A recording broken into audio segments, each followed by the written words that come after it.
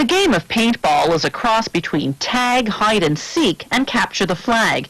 You try to steal the other team's flag and eliminate your opponents with an air gun that shoots an exploding paint capsule called a paintball. Paintballs are made entirely of non-toxic food-grade ingredients.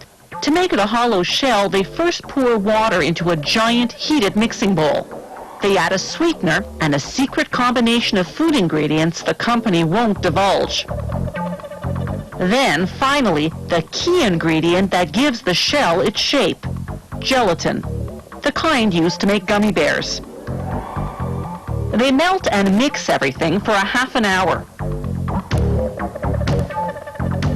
Then line it up for what they call the drop, transferring the gel from the mixer into a heated vat called the gel tote. They filter out any globs that didn't melt.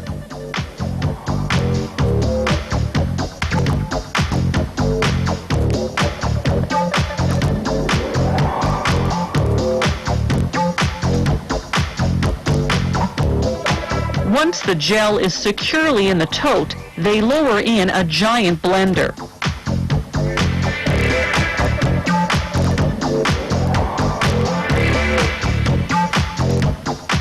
They pour in food dye and blend for about 20 minutes.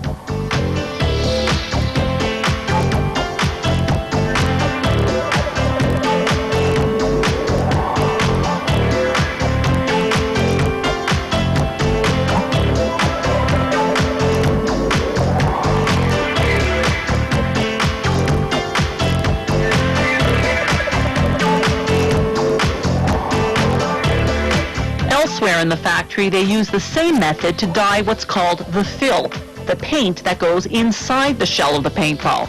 It's made of polyethylene glycol, the inert liquid in cough syrup. They thicken it with crayon wax. The gel and fill meet their maker in what's known as the feed room. Here, the vats of gel and fill feed a capsulation machine one floor below. This machine is the same kind used to make bath beads and gel cap medicine. First, the machine spreads out the gel onto a cool drum.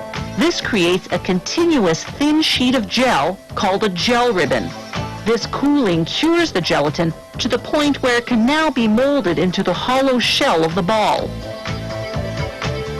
The machine presses the gel ribbon into a die with half-circle pockets, each forming one half of a ball shell.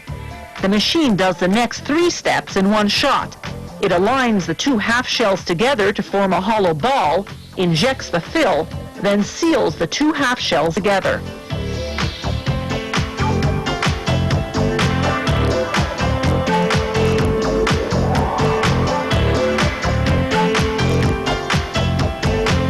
These newly minted paintballs are still quite soft, though. If they're not dried out, they'll lose their shape. So they fall down onto a conveyor, then roll into a tumble dryer.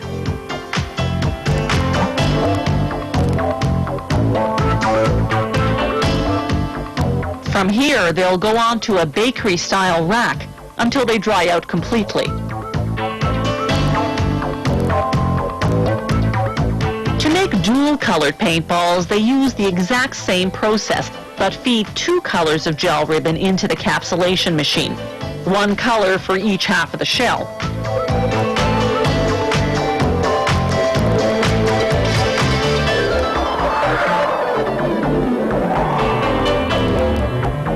The finished paintballs go through an automatic counting machine. This one is set to count out and package 200 balls at a time. Manufacturing this messy ammunition is a painstaking process, but well worth the effort to the millions who love the game of paintball. Invented just 15 years ago, it's caught on in more than 40 countries worldwide. And it's not just for kids. More and more companies are booking paintball outings for their employees to help build teamwork.